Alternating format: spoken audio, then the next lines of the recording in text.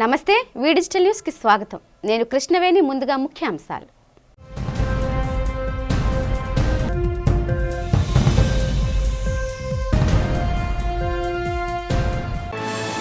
తెలుగు రాష్ట్రాల్లో ఘనంగా జరిగిన మాజీ ముఖ్యమంత్రి స్వర్గీయ నందమూరి తారక రామారావు వర్ధంతి వేడుకలు. మైందకూరులో ఎన్టీఆర్ విగ్రహానికి పూలమాలలు వేసి నివాళి అర్పించిన ముఖ్యమంత్రి చంద్రబాబు.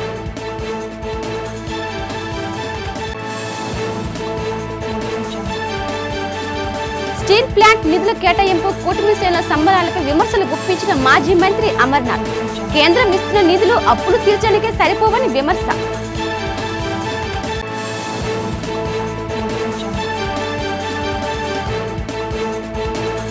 నగరంలో ఘనంగా జరిగిన మాజీ ముఖ్యమంత్రి ఎన్టీఆర్ వర్ధంతి వేడుకలు. ఆర్కే బీచ్ లో ఎన్టీఆర్ విగ్రహానికి పూలమాలలు వేసి నివాళి అర్పించిన మాజీ మంత్రి Bhimili MLA Ganta Srinivasarao, MP Sri Bharat. Steel plant పునరుజ్జీవనానికి కేంద్రం 11,440 కోట్లు కేటాయించడంపై హర్షం వ్యక్తం చేసిన బీజేపీ మాజీ ఎంపీ జీవీఎల్ నరసింహారావు. కూటమి పాలనలో రాష్ట్రం అన్ని విధాలా అభివృద్ధి చెందుతుందని వెల్లడి. ఇప్పుడు వివరాలు చూద్దాం. సమాజమే దేవాలయం, ప్రజలే దేవుళ్ళు అన్న సూక్తిని మొదటిసారిగా రాజకీయాలకు పరిచయం చేసిన మానవతావాది ఎన్టీఆర్ అని ముఖ్యమంత్రి చంద్రబాబు కొనియాడారు. మాజీ ముఖ్యమంత్రి, టీడీపీ వ్యవస్థాపకుడు స్వర్గీయ నందమూరి తారక రామారావు 29వ వర్ధంతి వేడుకలు మైందకూరులోని స్థానిక ఎమ్మెల్యే సుధాకర్ రెడ్డి ఆధ్వర్యంలో ఘనంగా జరిగాయి. ఈ కార్యక్రమంలో ముఖ్యమంత్రి చంద్రబాబు పాల్గొని ఎన్టీఆర్ విగ్రహానికి పూలమాలలు వేసి నివాళి అర్పించారు. అనంతరం చంద్రబాబు మాట్లాడుతూ ఎన్టీఆర్ అంటే 3 అక్షరాలు కాదని తెలుగువారి ఆత్మ గౌరవం అని అన్నారు. నిరుపేదల జీవితాల్లో సంక్షేమం, వెలుగులు నింపిన మహనీయుడు ఎన్టీఆర్ అని కొనియాడారు. బడుగు బలహీన వర్గాల వారికి రాజ్యాధికారంలో భాగస్వామ్యం కల్పించిన సమతావాది ఎన్టీఆర్ అని పేర్కొన్నారు. ఎన్టీఆర్ ఆశయ సాధన కోసం అనుక్షణం పనిచేస్తానని వెల్లడించారు. ఈరోజు మన నాయకుడు నందమూరి తారక రామారావు గారి యొక్క 29వ వర్ధంతి, అది కూడా ఈ మైదుకూరులో జరుపుకోవడం చాలా అదృష్టంగా నేను భావిస్తున్నాను. ఒక మహానాయకుడు, ప్రజానాయకుడు, తెలుగు జాతి చరిత్ర ఉన్నంత వరకు తెలుగు వారి గుండెల్లో ఉండే ఏకైక వ్యక్తి నందమూరి తారక రామారావు గారు. ఈరోజు మనందరం చూస్తే తెలుగు జాతి కోసం పుట్టిన, అనుక్షణం తెలుగు జాతి ఆత్మ గౌరవం కోసం తప్పించిన ఏకైక నాయకుడు ఎన్టీఆర్. ఎన్టీఆర్ అంటే 3 అక్షరాలు కాదు, తెలుగు వారి ఆత్మ గౌరవం. ఇంకొక పక్క మనం చూస్తే పేదవాడి గుండెల్లో తీపి జ్ఞాపకం, బడుగు బలహీన వర్గాల గుండెల్లో చెరగని ధైర్యం. పర్యావరణ హితమైన వాహనాల వినియోగం పెరగాల్సిన అవసరం ఎంతైనా ఉందని, కాలుష్యాన్ని గణనీయంగా తగ్గించడంపై ప్రధానమంత్రి నరేంద్ర మోదీ ప్రత్యేక దృష్టి పెట్టారని ఉప ముఖ్యమంత్రి పవన్ కళ్యాణ్ అన్నారు. ఈ సందర్భంగా మంగళగిరిలోని క్యాంపు కార్యాలయంలో పీపుల్ టెక్ ఎంటర్ప్రైజెస్ సంస్థ ప్రతినిధులు ఉప ముఖ్యమంత్రి పవన్ కళ్యాణ్తో భేటీ అయ్యారు. ఈ సంస్థ ఓర్వకల్లు దగ్గర 1200 ఎకరాల్లో ఎలక్ట్రిక్ వెహికల్ పార్క్ నెలకొల్పేందుకు ఆంధ్రప్రదేశ్ ప్రభుత్వంతో ఎంఓయూ చేసుకుంది. ఇందుకు సంబంధించిన వివరాలు people tech group CEO TG Prasad తెలిపారు. వాహన తయారీ, R&D కేంద్రాలు, testing track, plug and play industrial ప్రాంతాల లాంటివి ఇందులో ఉంటాయన్నారు. దేశంలో ఇదే తొలి ప్రైవేట్ ఈవీ పార్క్ అని తెలిపారు. దీని ద్వారా 13,000 కోట్ల పెట్టుబడులు వస్తాయని, 25,000 మందికి ఉపాధి అవకాశాలు లభిస్తాయని వివరించారు. పవన్ కళ్యాణ్ స్పందిస్తూ కర్నూలు జిల్లా ఓర్వకల్లు దగ్గర ఎలక్ట్రికల్ వెహికల్ పార్క్ ఏర్పాటు కానుండడం ఆహ్వానించదగ్గ పరిణామని అన్నారు. రాష్ట్ర పారిశ్రామిక అభివృద్ధికి ఇదొక మైలురాయిగా భావించాలన్నారు. తెలుగువారి కీర్తిని ప్రపంచవ్యాప్తంగా చాటి చెప్పిన మహనీయుడు మాజీ ముఖ్యమంత్రి స్వర్గీయ నందమూరి తారక రామారావు అని మాజీ మంత్రి భీమిలి ఎమ్మెల్యే గంటా శ్రీనివాసరావు, విశాఖ ఎంపీ శ్రీ భరత్ అన్నారు. టీడీపీ నగర అధ్యక్షుడు గండి బాబ్జీ ఆధ్వర్యంలో మాజీ ముఖ్యమంత్రి, టీడీపీ వ్యవస్థాపక అధ్యక్షులు ఎన్టీఆర్ 29వ వర్ధంతి వేడుకలు శనివారం బీచ్ రోడ్లో ఘనంగా నిర్వహించారు. ఈ సందర్భంగా ఎన్టీఆర్ విగ్రహానికి పూలమాలలు వేసి నివాళులర్పించారు. అనంతరం వారు మీడియాతో మాట్లాడుతూ కిలో బియ్యం 2 రూపాయలకే పథకంతో పేదలకు సంక్షేమ పథకాలు అమలుకు ఎన్టీఆర్ శ్రీకారం చుట్టారన్నారు. వృద్ధులకు, వికలాంగులకు, వితంతువులకు పింఛన్ పథకాల అమలుకు కూడా ఎన్టీఆర్ బీజం వేశారని గుర్తు చేశారు. ఆయన ప్రవేశపెట్టిన సంక్షేమ పథకాలు దేశంలోనే ఎన్నో రాష్ట్రాలు అమలు చేశాయన్నారు. అటువంటి మహోన్నత నేత అడుగు జడల్లో అందరూ నడవాలని పిలుపునిచ్చారు.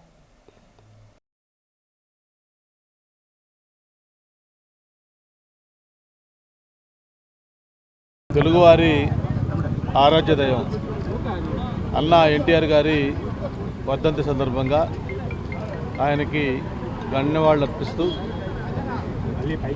ఏ లక్ష్యంతోటి తెలుగుదేశం పార్టీ ఆ రోజు స్థాపించబడిందో ఈరోజు 3వ తరం అన్న ఎన్టీఆర్ గారి తర్వాత మన ప్రీతం నాయకులు చంద్రబాబు నాయుడు గారు, ప్రస్తుతం యువ నాయకులు లోకేష్ బాబు గారి నాయకత్వంలో మొన్ననే కోటి సభ్యత్వాలు పూర్తి చేసుకొని ఒక రాజకీయ పార్టీల చరిత్రలో ఒక సంచలనం సృష్టించిన విషయం కూడా మనం చూస్తూ ఉన్నాం. ఆ రోజు తెలుగువాడి ఆత్మగౌరవం కోసం అన్న ఎన్టీఆర్ గారి పార్టీ స్థాపించి 100 సంవత్సరాల చరిత్ర ఉన్న కాంగ్రెస్ పార్టీని కేవలం 9 నెలల్లోనే కోకటి వేళతో సహా పెగలించి ఆ రోజు అధికారం చేపట్టడం కూడా జరిగింది. ఏదైతే ఆ రోజు పార్టీ స్థాపించినప్పుడు చెప్పాడో సమాజమే దేవాలయం, ప్రతి పేదవాడు కూడా దేవుడు, అటువంటి పేదవాడు తినడానికి తిండి, ఉండటానికి ఇళ్ళు, కట్టుకోవడానికి బట్ట కల్పించాలి, అదే నా పార్టీ సిద్ధాంతం అని చెప్పిన మాట ప్రకారం ఈరోజు ఏదైతే మనం చాలా గొప్పగా చెప్పుకుంటాం సంక్షేమ కార్యక్రమాలు, వాటన్నిటికి కూడా నాంది పలికింది అన్న స్వర్గీయ ఎన్టీ రామారావు గారు. మరి అంతేకాదు మహిళలకి ఆస్తిలో వాటా హక్కు కానీ, అంతేకాకుండా స్థానిక సంస్థల్లో మహిళలకి రిజర్వేషన్లు కానివ్వండి, ఎన్నెన్నో పరిపాలన వికేంద్రీకరణ సంబంధించిన సంస్కరణలు కానివ్వండి, ఇవన్నీ కూడా ఆయన మనకి అందుబాటులోకి తెచ్చారు. ఎన్టీఆర్ గారు 29వ వర్ధంతి సందర్భంగా ఇక్కడ బీచ్ రోడ్లో ఎన్టీఆర్ స్టాచ్యూని గార్లెండ్ చేయడం జరిగింది. ఇందాక గంటా గారు మాట్లాడుతూ చెప్పారు, మెంబర్షిప్ డ్రైవ్ స్టార్ట్ అయినప్పుడు నేను అప్పుడు మాట్లాడుతూ బహుశా 40 నుంచి 60 లక్షల మధ్యలో మెంబర్షిప్ అవుతుందేమో, అలా జరిగితే బాగా జరిగినట్టు అని అనుకున్నాను. 1 crore మెంబర్షిప్ దాటుతాను ఎప్పుడు నేను ఊహించలేదు. నిన్న చంద్రబాబు గారితో మీటింగ్లో ఉన్నప్పుడు కూడా 1 crore మెంబర్షిప్ దాటడము, 48 లక్షల హౌస్ హోల్డ్స్ కూడా దీంట్లో పార్టిసిపేట్ చేయడం, అంటే టోటల్ మనకి స్టేట్లో ఉన్న హౌస్ హోల్డ్సే 1.2 crores ఇంచుమించు, అంటే దగ్గర 40% హౌస్ హోల్డ్స్ కూడా మన మెంబర్షిప్లో పాల్గొనడం అనేది చాలా గొప్ప విషయం. మారుతున్న కాలంతో ప్రతి ఆర్గనైజేషన్ ఇవాల్వ్ అవ్వాలి. అన్నగారు వేసిన ఫౌండేషను, దాని తర్వాత బాబు గారు, ఇవాళ లోకేష్ అన్న టెక్నాలజీని అడాప్ట్ చేసుకుని ఇవాళ పార్టీలో ఏ పదవి రావాలన్నా సరే వాళ్ళ సభ్యత్వం ద్వారా మెజర్మెంట్ చేసి వాళ్ళు ఏం పని చేశారు అనే ఒక ఆలోచన. ప్రతి కార్యకర్తకి ఏదైనా యాక్సిడెంట్ జరిగితే ఇన్సూరెన్స్ ఒక భద్రత ఉండాలి అనేది ఒక ఉద్దేశంతో పెట్టడం చాలా గొప్ప ఆలోచన. సో ప్రతి సంవత్సరం ఇలా అన్నగారు ఈ పెట్టిన ఈ పునాది వల్ల ఇందాక గంట గారు చెప్తున్నారు, ఒక అంబ్రెల్లా మాకు ప్రజాసేవ చేయడానికి ఒక పెద్ద ప్లాట్ఫామ్ తయారు చేశారు. స్టీల్ ప్లాంట్ అప్పులు కట్టలేని పరిస్థితిలో ఉందని, స్టీల్ ప్లాంట్ను కాపాడాలని ఉద్దేశం ఉంటే ప్రైవేటీకరణ జరగదని కూటమి పాలకులు ఎందుకు చెప్పలేదని మాజీ మంత్రి, వైసీపీ నగర అధ్యక్షుడు గుడివాడ అమర్నాథ్ ప్రశ్నించారు. ఈ సందర్భంగా పార్టీ కార్యాలయంలో ఏర్పాటు చేసిన మీడియా సమావేశంలో ఆయన మాట్లాడారు. స్టీల్ ప్లాంట్కు మేలు చేస్తున్నామని చెప్పి ప్యాకేజీ ఇస్తున్న మోదీ సర్కార్ ప్రైవేటీకరణ నిర్ణయాన్ని ఎందుకు వెనక్కి తీసుకోలేదన్నారు. కేంద్రం ఇచ్చే ప్యాకేజీ అప్పులకే సరిపోతుందని, గతంలో అనేక సార్లు ప్యాకేజీ విడుదల చేసిన సందర్భాలు ఉన్నాయన్నారు. ఎందుకు కూటమి నేతలు సంబరాలు చేస్తున్నారో అర్థం కావటం లేదని ఎద్దేవా చేశారు. స్టీల్ ప్లాంట్ తెలుగువారి సెంటిమెంట్తో ఏర్పడిందన్న విషయం కూటమి నేతలకు తెలియదా అని ప్రశ్నించారు. కేంద్ర రాష్ట్ర ప్రభుత్వం ముందు తాము 4 డిమాండ్స్ పెడుతున్నామని చెప్పారు. స్టీల్ ప్లాంట్కు ట్యాక్స్ హాలిడే ఇవ్వాలని, ప్లాంట్ను సెయిల్లో విలీనం చేయాలని, సొంతంగా గనులు కేటాయించాలని వైసీపీ డిమాండ్ చేస్తుందన్నారు. ఈ 4 డిమాండ్లు నెరవేర్చి అప్పుడు సంబరాలు జరుపుకోవాలని సూచించారు. నేరుగా ప్రధానమంత్రి గారు సభకు ఇచ్చేశారు. అదే సభలో ముఖ్యమంత్రి గారు ఉన్నారు. మరి ఇవన్నీ ఇంత పెద్ద ఎత్తున ఇన్ని లక్షల మంది సమక్షంలో జరిగినటువంటి సభలో ఎందుకు ఈ ప్రకటన చేయలేదు? దీనికి అంటే అనేక అనుమానాలకి ఇదంతా కూడా తావిస్తూ ఉంది. ఎందుకు చేయలేదు? ఒకవేళ నిజంగా మీకు ప్రధానమంత్రి మోడీ గారన్నా లేదా రాష్ట్ర ముఖ్యమంత్రి చంద్రబాబు నాయుడు గారన్నా వీరంతా కూడా రాజకీయ నాయకులు, రాజకీయాల్లో ఆరితేరినటువంటి వాళ్ళు. దీని నుంచి నిజంగా రాజకీయంగా లబ్ధి పొందుదాం అన్నటువంటి ప్రయత్నం, ఆలోచన ఉండుంటే ఎందుకు ఆ ప్రకటన ఆ రోజు 8వ తారీఖున చేయలేదు? మీరు ఇప్పుడు ఇస్తున్నటువంటి ఈ ప్యాకేజీకి వెనక ఉన్నటువంటి మతలబ్ ఏంటి? సరే, ఇందాక నేను చెప్పినట్టు ఇదేదో వెంటిలేటర్ మీద ఉన్నటువంటి పేషెంట్కి ఆక్సిజన్ అందించినట్టు అవుతుంది. అందులో ఏ రకమైనటువంటి అనుమానం లేదు. ఏదో వేడి నీళ్ళలో చల్లనీళ్ళ పనికొస్తుంది. ఈరోజు ప్లాంట్ మీద ఉన్నటువంటి లోన్స్ ఆల్మోస్ట్ 25,000 కోట్ల రూపాయల లోన్స్ ఉన్నాయి. ఈరోజు ప్లాంట్ని నడపాలంటే క్యాపిటల్ ఎక్స్పెండిచర్ కావాలి. నిన్న వారు విడుదల చేసినటువంటి ప్రెస్ ఇన్ఫర్మేషన్ బ్యూరో విడుదల చేసినటువంటి ఈ ప్రెస్ రిలీజ్లో ఉన్నటువంటి ఈ 4 పేరాల్లో ఎంతైతే ఇవ్వబోతా ఉన్నామో 11,440 కోట్ల రూపాయలు, ఇందులో 10,300 కోట్ల రూపాయలు ఈక్విటీ కింద ఇస్తాం. అండ్ ప్రిఫరెన్షియల్ షేర్ క్యాపిటల్ కింద 1,140 కోట్ల రూపాయలు ఇస్తామన్నటువంటిది మెన్షన్ చేశారు.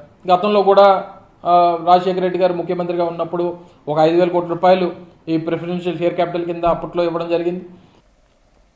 స్టీల్ ప్లాంట్ పునరుజ్జీవనానికి కేంద్రం 11,440 కోట్లు కేటాయించడంపై ప్రధాని నరేంద్ర మోదీ ఇండియా ప్రభుత్వానికి బీజేపీ మాజీ ఎంపీ జీవీఎల్ నరసింహారావు ప్రత్యేక కృతజ్ఞతలు తెలిపారు. ఈ సందర్భంగా ఓ హోటల్లో ఏర్పాటు చేసిన మీడియా సమావేశంలో ఆయన పాల్గొని మాట్లాడారు.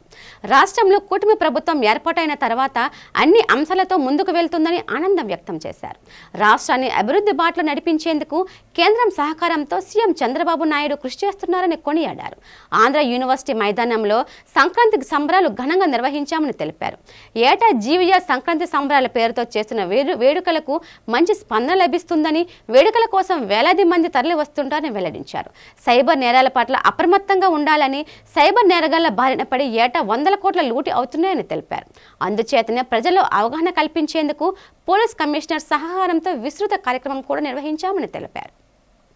ఈసారి సంస్కృతి సంప్రదాయాలతో పాటుగా ప్రజలకు సైబర్ క్రైమ్స్ పట్ల విశేషమైనటువంటి అవగాహన కల్పించే ఉద్దేశంతో ఈ సంక్రాంతి సంబరాలతో పాటుగా, వేడుకలతో పాటుగా అవగాహన సదస్సులు, సైబర్ క్రైమ్పై అవగాహన సదస్సులు నిర్వహించడం జరిగింది.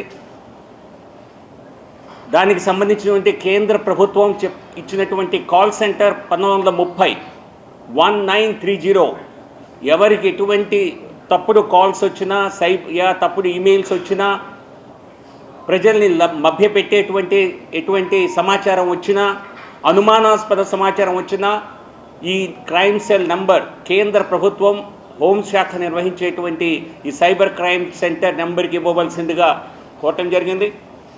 ఆ సందర్భంలో సిపి బాక్షి గారు కూడా వచ్చి, విశాఖపట్నం కమిషనర్ ఆఫ్ పోలీస్ వచ్చి అనేక వివరాలు తెలియజేశారు. ఇది ఒక్క విశాఖపట్నంలో 10 రోజుల్లో 10 కోట్ల ప్రజలు కోల్పోయారు ఈ నెల మొదటి 10 రోజుల్లో. అంటే ప్రతి సంవత్సరం ఈ సైబర్ క్రైమ్ అన్నది 10 రెట్లు పెరుగుతోంది. ఇది భారతదేశంలోని యువకుల్ని కాంబోడియా, మయన్మార్, థాయిలాండ్, లావోస్ వంటి దేశాలకు తీసుకువెళ్ళి వారిని ఉద్యోగం పేరుతో వారిని అక్కడికి తీసుకువెళ్ళి మభ్యపెట్టి వారి చేత ఇటువంటి సైబర్ నేరాలు చేయిస్తున్నారన్న సమాచారం కమిషనర్ గారి ద్వారా తెలిసింది. దీన్ని ఇప్పుడు రాష్ట్ర స్థాయిలో అండ్ దేశ స్థాయిలో కూడా ఈ సైబర్ క్రైమ్స్ పైన అవగాహన ప్రజలకు కల్పించాలనేటువంటి ఆలోచనతో ముందుకు వెళ్ళాలని నేను ఆలోచిస్తున్నాను.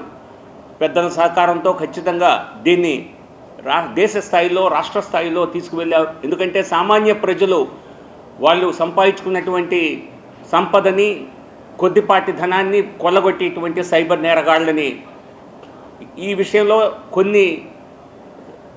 కొంత సమాచారం నాకు నిన్న కమిషనర్ గారు కూడా ఇవ్వటం జరిగింది. ప్రజా సమస్యలపై అంకిత భావంతో పనిచేయాలని జిల్లా పరిషత్ చైర్పర్సన్ జల్లేపల్లి సుభద్ర ఉమ్మడి విశాఖ జిల్లా అధికారులను ఆదేశించారు. జిల్లా పరిషత్ చైర్పర్సన్ అధ్యక్షతన స్థాయి సంఘ సమావేశాలతో పాటు జిల్లా ప్రజా పరిషత్ సర్వసభ్య సమావేశం శనివారం ఉదయం జిల్లా పరిషత్ సమావేశ మందిరంలో జరిగింది. ఈ సందర్భంగా గ్రామీణ అభివృద్ధి, పంచాయతీరాజ్ పనులు, ఆర్థిక ప్రణాళికలు తదితర అంశాలపై చర్చ జరిగింది.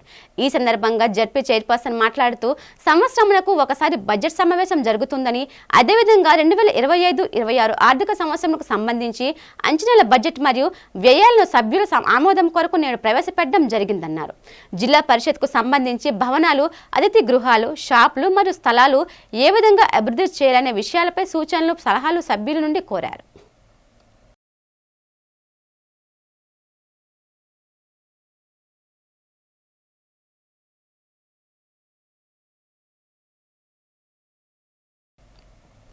సింహాచలం శ్రీ వరాహ లక్ష్మీ నరసింహ స్వామివారిని ఆంధ్రప్రదేశ్ రాష్ట్ర హైకోర్టు న్యాయమూర్తి జస్టిస్ వెంకట జ్యోతిర్మయ దర్శించుకున్నారు. వారికి ఆలయ సహాయ నిర్వాహక అధికారి ఆనంద్ కుమార్ స్వాగతం పలికారు. కప్పస్తంభం ఆలింగనం చేసుకుని బేడ మండపం ప్రదక్షిణం చేశారు. అంతరాలయంలో పూజల్లో పాల్గొన్నారు. పండితులు వేద మంత్రాలతో ఆశీర్వదించారు. అనంతరం సహాయ నిర్వాహక కార్యనిర్వహణ అధికారి ఆనంద్ కుమార్ స్వామివారి శేషవస్త్రం, జ్ఞాపిక ప్రసాదం అందజేశారు.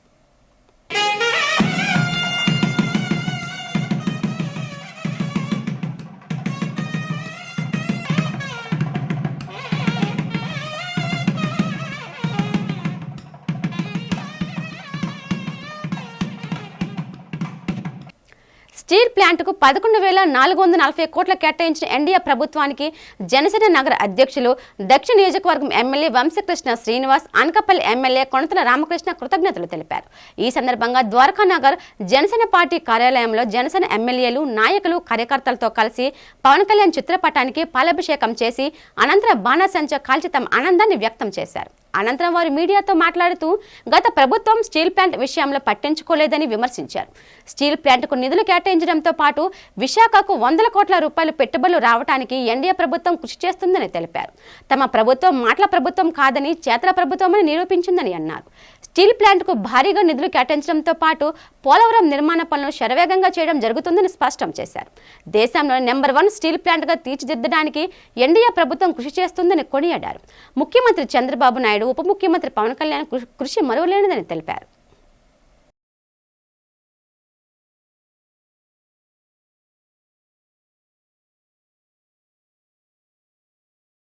విశాఖపట్నంలో ఒక పండుగ వాతావరణం నెలకొంది. దానికి కారణం విశాఖపట్నం స్టీల్ ప్లాంట్కి 11,500 కోట్లు వాళ్ళ కేంద్ర ప్రభుత్వం ప్రకటించడం. ఎంతో కాలం నుంచి స్టీల్ ప్లాంట్ ప్రైవేటీకరణ చేయొద్దు, అది ఆంధ్రుల హక్కు అని చెప్పి వాళ్ళ పవన్ కళ్యాణ్ గారు, అలాగే చంద్రబాబు నాయుడు గారు, అలాగే బీజేపీ వాళ్ళు కూడా అందరూ కూడా మాట్లాడుతున్నారు. ముఖ్యంగా పవన్ కళ్యాణ్ గారికి ఎన్నోసార్లు ధర్నాలు చేసి, ఎన్నోసార్లు మోడీ గారితో మాట్లాడి ఇవాళ ఈ ప్యాకేజ్ రావడానికి మెయిన్ కారకులుగా ఉన్నారు. ఆయనకి ఉత్తరాంధ్ర, ముఖ్యంగా ఆంధ్ర రాష్ట్ర ప్రజల తరఫున ప్రత్యేకమైన ధన్యవాదాలు తెలియజేస్తూ ఉన్నాం. అలాగే చంద్రబాబు నాయుడు గారికి కూడా ప్రత్యేకమైన ధన్యవాదాలు. ఇవాళ ఎంతోమంది పేదలు, ఎంతోమంది ఉత్తరాంధ్ర ప్రజలకి విశాఖపట్నానికి కొండంత అండగా ఉంది ఇవాళ ఆ స్టీల్ ప్లాంట్. దాన్ని కాపాడుకోవడం చాలా హ్యాపీగా ఉంది. గత ప్రభుత్వం ఎన్నిసార్లు చెప్పినా కూడా పట్టించుకోకుండా వదిలేసి వాళ్ళు ఏం మాట్లాడుతూ ఉన్నారు. ఇవాళ ఈ విజయం సాధించినందుకు ప్రత్యేకంగా కొత్త సంవత్సరంలో ఎంతో ఉత్సాహంతో ఉన్నాం. అలాగే మొన్నే మోడీ గారు వచ్చి మరి సుమారు 100 కోట్లు, 1000 కోట్లు వేల విశాఖపట్నానికి పెట్టుబడులు వస్తున్నాయంటే దానికి కారణం ఎన్డీఏ ప్రభుత్వం మీద ఉన్నటువంటి నమ్మకం. సంక్రాంతి పండుగ ఎట్లా చేస్తున్నారో తెలియదు, కానీ ఈరోజు నిజమైనటువంటి సంక్రాంతి అందరికీ, ముఖ్యంగా తెలుగు వారందరికీ, 2 తెలుగు రాష్ట్రాలకి, ఈ దేశంలోనే ఎంతో ప్రతిష్టాకరమైనటువంటి విశాఖ స్టీల్ ప్లాంటు ప్రభుత్వ రంగ సంస్థగా ఆ రోజు 32 మంది ఆత్మత్యాగంతో ఆనాడు ఉన్నటువంటి తెన్నేటి విశ్వనాథం గారి నాయకత్వంలో ఏర్పాటైనటువంటి విశాఖ ఉక్కు కర్మాగారాన్ని ఈరోజు కూటమి ప్రభుత్వం శాతల ప్రభుత్వం కానీ మాటల ప్రభుత్వం కాదు అన్నది నిరూపించి 7 మాసాల్లోనే ఏవైతే జటిల సమస్యలతో గత 5 సంవత్సరాలు ఇబ్బంది పడ్డామో, రాజధాని లేక పోలవరం ప్రాజెక్టు పూర్తిగా నిర్వీర్యం చేసి విశాఖ స్టీల్ ప్లాంట్ ప్రైవేటీకరణ చేయడానికి, ఆ స్టీల్ ప్లాంట్కి సంబంధించినటువంటి భూములు అమ్మడానికి గత ప్రభుత్వం స్వయంగా గత ముఖ్యమంత్రి గారే ఈ భూములు అమ్ముకోండి అని చెప్పినటువంటి పరిస్థితి మీ అందరికీ కూడా తెలుసు. రాష్ట్ర ప్రభుత్వం అంగీకరించింది కాబట్టే ప్రైవేటీకరణ కార్యక్రమాన్ని ముందుకు తీసుకెళ్తున్నామని దేశ ఆర్థిక మంత్రి నిర్మలా సీతారామన్ గారు స్వయంగా పార్లమెంట్లో చెప్పినటువంటి సందర్భం మనందరికీ కూడా తెలుసు. ఇటువంటి పరిస్థితుల్లో కూటమి ప్రభుత్వం వచ్చిన వెంటనే 7వ మాసంలోనే ఇటువంటి ప్రతిష్టాకరమైనటువంటి స్టీల్ ప్లాంట్కి ఒక గట్టి పునాది మళ్ళీ వేయడం జరిగింది. ఈ పునాది ద్వారా దేశంలోనే నెంబర్ 1 స్టీల్ ప్లాంట్గా రూపొందించడానికి కావాల్సినటువంటి చర్యలు కూడా ఎన్డీఏ ప్రభుత్వం తీసుకోవడం జరుగుతుంది.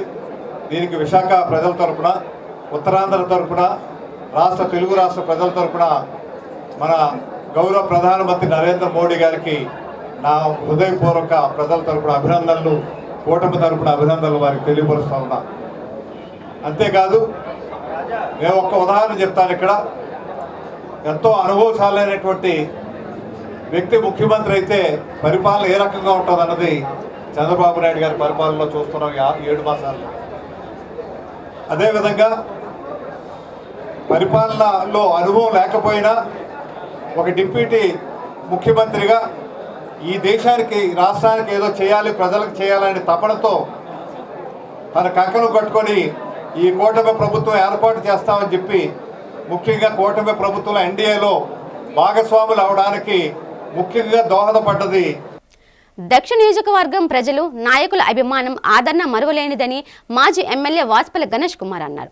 వాసుపల్లి గణేష్ కుమార్ వివాహ దినోత్సవం వేడుకలు అసిల్మెట్ట వైసీపీ కార్యాలయంలో స్థానిక వైసీపీ కార్పొరేటర్లు, నాయకులు, అభిమానులు ఆనందోత్సాహాల మధ్య కేక్ కట్ చేశారు. అనంతరం వాసుపల్లి దంపతులకు గజమాలతో సత్కరించి వెంకటేశ్వర స్వామి చిత్రపటాన్ని బహుకరించారు. ఈ సందర్భంగా వాసుపల్లి మాట్లాడుతూ దక్షిణ నియోజకవర్గం ప్రజలు, నాయకులు, అభిమానుల రుణం తీర్చుకోలేనిదన్నారు. తాను పదవిలో ఉన్నా లేకున్నా నిరంతరం ప్రజల మధ్యనే ఉంటూ సేవలు అందిస్తున్నట్లు వెల్లడించారు. 2008 నుంచి నేటి వరకు ప్రజాసేవ చేసే భాగ్యం కలిగిందన్నారు. ఎమ్మెల్యేగా 2 దఫాలు గెలిచి దక్షిణ నియోజకవర్గంలో అభివృద్ధిలో 100% ప్రత్యేక భూమిక పోషించాలని ఆనందం వ్యక్తం చేశారు. వచ్చే ఎన్నికల్లో వైసీపీ విజయం తథ్యమని చెప్పారు. శ్రీ జగన్మోహన్ రెడ్డి గారు, అందుకే వారంటే నాకు చాలా అభిమానం. మరి వారి నేతృత్వంలో విశాఖపట్నంలో దక్షిణ నియోజకవర్గం మీకు తెలుసు, అనేక అభివృద్ధి కార్యక్రమాలేమో నేను చేయడం జరిగింది. అనేక అభివృద్ధి కార్యక్రమాలు, ముఖ్యంగా 60 ఫీట్ రోడ్డు, ఏదైతే 60 ఫీట్ రోడ్డు మనం అనుకున్నామో, అంటే 100 ఫీట్ రోడ్డు మాస్టర్ ప్లాన్ ప్రకారంగాన ఆ రోడ్డుని ఈరోజు మనం ఎన్నో అడ్డంకులు ఫేస్ చేశాను. వ్యాపారస్తులతో అడ్డంకులు ఫేస్ చేశాను, అలాగే బ్యూరోక్రాట్స్తో అడ్డంకులు ఫేస్ చేశాను, మా సొంత పార్టీలోని కూడా నేను అడ్డంకులు ఫేస్ చేశాను. But once I committed, I have to do it. ఎందుకంటే ఈరోజు విశాఖపట్నం దక్షిణ నియోజకవర్గం ఒక పాత నగరం అయిపోయి కనుమరుగైపోతుంది అన్నమాట మ్యాప్లోని. దాన్ని మళ్ళీ పూర్వవైపు తీసుకొని రావాలి. హిస్టారికల్, ముఖ్యంగా మొఘల్ ఎంపైర్ కానీ, బ్రిటిష్ కొలోనియల్ రెజిమెంట్ కానీ, ఫ్రెంచ్ రెజిమెంట్ కానీ, ఇవన్నీ కూడా మనకి కనిపించేది సౌత్ కాన్స్టిట్యున్సీలోనే. టర్నర్ చౌట్రీ, అలాగనే కుర్పాం మార్కెట్, అలాగే queen Mary high school, town hall, అసెంబ్లీని ఒక వేదికగా చేసుకొని అనేక సార్లు నేను హిస్టారికల్ ఈ గుర్తింపులు ఏవైతే ఉన్నాయో ఒక హెరిటేజ్ వారసత్వాన్ని మనం అందించినటువంటి దక్షిణ నియోజకవర్గాన్ని అభివృద్ధి చెందించాలని చెప్పేసి టౌన్ హాల్కి నేను 14 crores శాంక్షన్ చేయించి తెలుగు జాతి ఖ్యాతిని దశ దిశలా తెలియజేసిన మహోన్నత వ్యక్తి స్వర్గీయ నందమూరి తారక రామారావు అని టీడీపీ నాయకులు చోడే పట్టాభిరామ్, బైరెడ్డి పోతనరెడ్డి అన్నారు. టీడీపీ వ్యవస్థాపకుడు, మాజీ ముఖ్యమంత్రి ఎన్టీఆర్ వర్ధంతి వేడుకలు తూర్పు నియోజకవర్గం 20వ వార్డ్ పెదవాల్తేరు కూడల్లో పోతంరెడ్డి ఆధ్వర్యంలో ఘనంగా నిర్వహించారు. ఈ సందర్భంగా ఎన్టీఆర్ విగ్రహానికి పూలమాల వేసి నివాళులర్పించారు. అనంతరం వారు మాట్లాడుతూ ఎన్టీఆర్ను కొనియాడారు. పేద ప్రజలకు సంక్షేమాన్ని చేరువ చేసిన ఏకైక ముఖ్యమంత్రిగా పేరొందిన నాయకుడు ఎన్టీఆర్ అన్నారు. ఆయన స్ఫూర్తితో చంద్రబాబు ముందుకు సాగుతూ ప్రజారంజక పాలన అందిస్తున్నారన్నారు. ఈ కార్యక్రమంలో స్థానిక టీడీపీ నాయకులు, కార్యకర్తలు పాల్గొన్నారు. తెలుగుదేశం పార్టీ వ్యవస్థాపకుడు, మహోన్నత వ్యక్తి, మహానటుడు, ప్రపంచం చరిత్రలోనే తెలుగువారి ప్రతిష్టను పెంచిన వ్యక్తి నందమూరి తారక రామారావు గారు. ఆయన ఈ రోజున పరమపదించిన కారణంగా ఆయనకి తెలుగుదేశం పార్టీ కుటుంబ సభ్యులందరూ కూడా ఘన నివాళులు అర్పించడం జరిగింది. మీకు తెలుసు అంత ఆయన ఎట్లాంటి మహోన్నత వ్యక్తితో ఒక పార్టీని స్థాపించి ఆ రోజుని 100 సంవత్సరాల చరిత్ర కలిగిన కాంగ్రెస్ పార్టీని 9 నెలల్లో ఓడించిన ఘనత ఇంతవరకు కూడా ప్రపంచ చరిత్రలోనే అది రికార్డు. 9 నెలల్లో పార్టీ పెట్టి అధికారంలోకి వచ్చింది ఒకే ఒక్క పార్టీ, తెలుగుదేశం పార్టీ. మరి ఆయన అధికారంలోకి వచ్చినా కూడా అనేక సంస్కరణలు చేశారు, అనేక చరిత్రాత్మకమైన నిర్ణయాలు చేసిన మహోన్నతమైన వ్యక్తి నందమూరి తారక రామారావు గారు. ఈరోజు ఏదైతే పెన్షన్లు ఇస్తున్నారో అది స్టార్ట్ చేసింది ఆయన. మరి మహిళలకి ముఖ్యంగా ఆస్తిలో సమాన హక్కు కల్పించింది ఆయన. 2 రూపాయలకే కేజీ బియ్యం ఇచ్చిన ఘనత అయింది. ఇలాగ సంక్షేమ కార్యక్రమాలు ఈరోజే ఏదైతే చెప్పుకుంటా ఉన్నామో ఆ అన్నిటికీ కూడా ఆద్యుడు నందమూరి తారక రామారావు గారు. తెలుగుదేశం పార్టీ వ్యవస్థాపక అధ్యక్షులు స్వర్గీయ నందమూరి తారక రామారావు గారి వర్ధంతి కార్యక్రమాలు రాష్ట్ర తెలుగుదేశం పార్టీ ఆర్గనైజింగ్ సెక్రటరీ మిత్రులు చోడ వెంకట పట్టాభిరామ్ గారి ఆధ్వర్యంలోనే ఈ 20 వార్డులో జరుగుతూ ఉన్నవి. ఏదైతే సంక్షేమానికి, అభివృద్ధికి ఆ రోజు కాంగ్రెస్ పాలనలోనే ప్రజలను విస్మరించారో, అనంత కాలంలోనే రాష్ట్రంలోనే ముఖ్యమంత్రిగా మరి చేసి ఈరోజు సంక్షేమ అభివృద్ధి ఫలాలు ఎందాయంటే పేద, బడుగు, బలహీన వర్గాల ప్రజలకి అది స్వర్గీయ నందమూరి తారక రామారావు గారి దయ.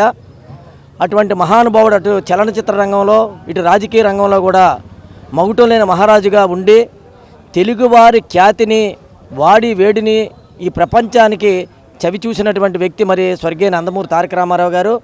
మా ప్రధానమైనటువంటి డిమాండ్ ఏంటంటే స్వర్గీయ నందమూరి తారక రామారావు గారికి భారతరత్న ఇవ్వాలని మరి ఎప్పటి నుండో మా యొక్క కోరికే కాదు, ఈ దేశంలోనే కాదు ప్రపంచ దేశాల్లో తెలుగువారు అందరికి కూడా కోరిక. ఎప్పటికైనా సరే మరి కేంద్ర ప్రభుత్వం స్పందించి భారతరత్న, ఎందుకంటే ఇటు రాజకీయ రంగంలోను కానీ, సినిమా రంగంలో కానీ నటుడుగా, డైరెక్టర్గా, నిర్మాతగా అనేకమైనటువంటి పేరు ప్రఖ్యాతులు తెచ్చుకున్నటువంటి మహానుభావుడికి మరి ఈరోజు తూర్పు నియోజకవర్గంలో కాకుండా మన గ్రేటర్ విశాఖపట్నంలోని పలు ప్రాంతాల్లో, పలు వీధుల్లో కూడా ఘనమైన నివాళులు అర్పిస్తున్నాం. కాబట్టి ఎప్పటికైనా కేంద్ర ప్రభుత్వం స్పందించి భారతరత్న ఇవ్వాలని మీ ద్వారా నేను తెలియజేసుకుంటా ఉన్నాను. ఉత్తరాంధ్ర ఆరాధ్య దైవం, ప్రముఖ పుణ్యక్షేత్రంగా విరాజిల్లుతున్న సింహాచలం శ్రీ వరాహ లక్ష్మీ నరసింహస్వామి వారి నిత్య కళ్యాణం అత్యంత వైభవంగా జరిగింది. అర్జిత సేవల్లో భాగంగా అర్చక స్వాములు ఉత్సవమూర్తిని గోవిందరాజస్వామిని ఉభయ దేవరులతో మండపంలో అధిష్ఠింపచేశారు. నిత్య కళ్యాణంలో పాల్గొన్న భక్తులు గోత్రనామాలతో సంకల్పం చెప్పి పంచరత్న గమ్మశాస్త్రం విధానంలో విశ్వకేన సారాధన, పుణ్యవచనాలతో కార్యక్రమానికి శ్రీకారం చుట్టారు. కంకణ ధారణ, నూతన యజ్ఞోపవీత సమర్పణ, జీలకర్ర బెల్లం, మాంగళ్య ధారణ, తలంబ్రాల ప్రక్రియను కమనీయంగా జరిపించారు. మంత్రపుష్పం, మంగళ శాసనాల తర్వాత భక్తులకు వేదశిర్వచనాలు, శేష వస్త్రాలు, స్వామివారి ప్రసాదాలు అందజేశారు. అనంతరం స్వామివారి అంతరాలయ దర్శనం కల్పించారు.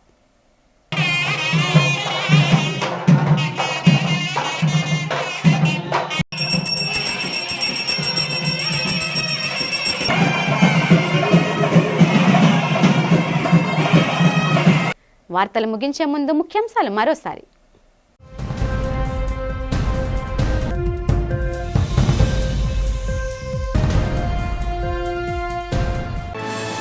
తెలుగు రాష్ట్రాల్లో ఘనంగా జరిగిన మాజీ ముఖ్యమంత్రి స్వర్గీయ నందమూరి తారక రామారావు వర్ధంతి వేడుకలు.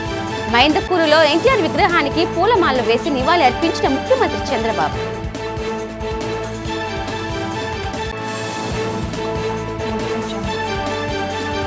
స్టీల్ ప్లాంట్ నిధుల కేటాయింపు, కూటమి శ్రేణుల సంబరాలకు విమర్శలు గుప్పించిన మాజీ మంత్రి అమర్నాథ్.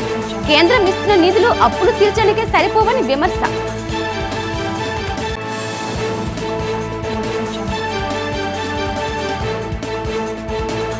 నగరంలో ఘనంగా జరిగిన మాజీ ముఖ్యమంత్రి ఎన్టీఆర్ వర్ధంతి వేడుకలు.